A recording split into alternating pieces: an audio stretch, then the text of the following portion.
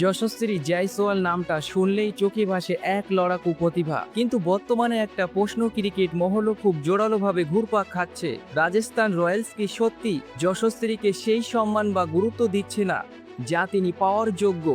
বিশেষ করে নেতৃত্বের প্রশ্ন যখন বারবার তাকে এড়িয়ে যাওয়া হয়, তখন এই বিতর্কটা আরও দানা বাঁধে। প্রতিভার অভাব নাকি সুযোগের অভাব? যশস্বী জয়সওয়াল এমন একজন খেলোয়াড় যার প্রতিভা নিয়ে গোটা বিশ্বে কোনো সন্দেহ নেই।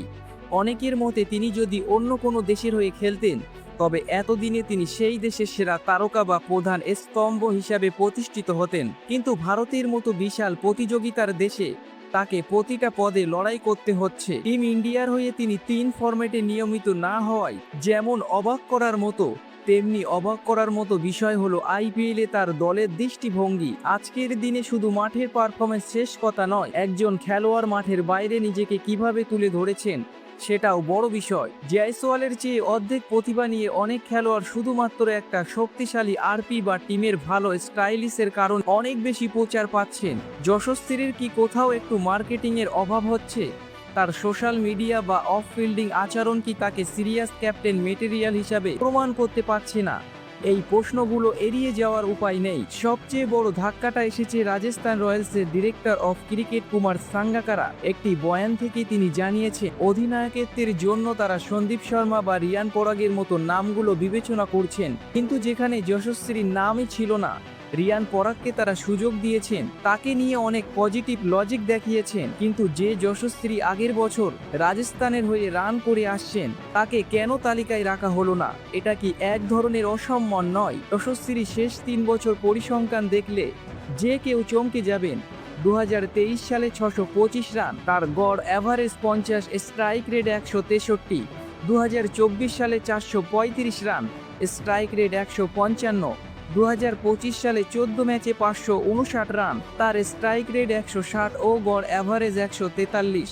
এমনকি ধারাবাহিক পারফরমেন্সের পরেও যখন রিয়ান পরাগ বা রবীন্দ্র জাদেজাকে নিয়ে ভাবা হয় এবং যশস্বীকে সাধারণ একজন ওপেনার হিসাবে রেখে দেওয়া হয়, তখন ভক্তদের মনে প্রশ্ন জাগাটা স্বাভাবিক। যশস্বী কি তার দল বদলানো উচিত? এত ট্যালেন্ট থাকার পরেও যদি নিজের দলে গুরুত্ব না পাওয়া যায়, তবে কি ভবিষ্যতের কথা ভেবে যশস্বীর দল বদলানো উচিত?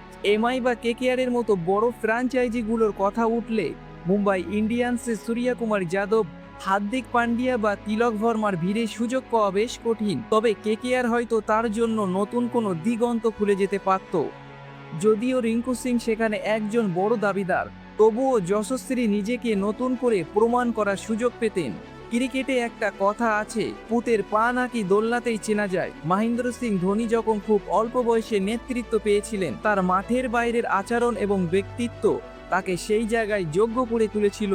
জয়সওয়াল কি সোশ্যাল মিডিয়ায় খুব বেশি হালকা কোনো পোস্ট দিয়ে ফেলেছেন, নাকি ক্রিকেট বিশেষজ্ঞরা তাকে এখনও সেই পরিণত অধিনায়ক হিসাবে দেখছেন না? তার লড়াইটা ছিল খুব কঠিন। তার প্রতিভা আধুনিক ক্রিকেটে নিজেকে বড় খেলোয়াড় হিসাবে প্রতিষ্ঠিত করতে হলে শুধু ব্যাট হাতে নয়, ব্যক্তিত্ব দিয়েও দলকে নেতৃত্ব দেওয়ার মানসিকতা দেখাতে হবে।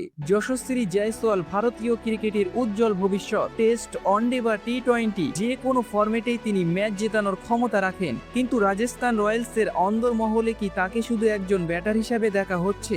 যদি তাকে ভবিষ্যতের লিডার হিসাবে তৈরি না করা হয়, তবে এটা শুধু তার জন্য নয়, ভারতীয় ক্রিকেটের জন্য বড় ক্ষতি। সময় এসেছে যশস্বী জয়সওয়ালের ইমেজ নিয়ে ভাবা এবং ফ্র্যাঞ্চাইজি কর্তৃপক্ষের তার প্রতি দৃষ্টিভঙ্গি বদলানো। জয়সওয়ালের মতো হীরাকে চিনতে ভুল করাটা রাজস্থানের জন্য বোকামি হতে পারে। আপনাদের কি মনে হয় কমেন্টে আমাদের জানাতে ভুলবেন না।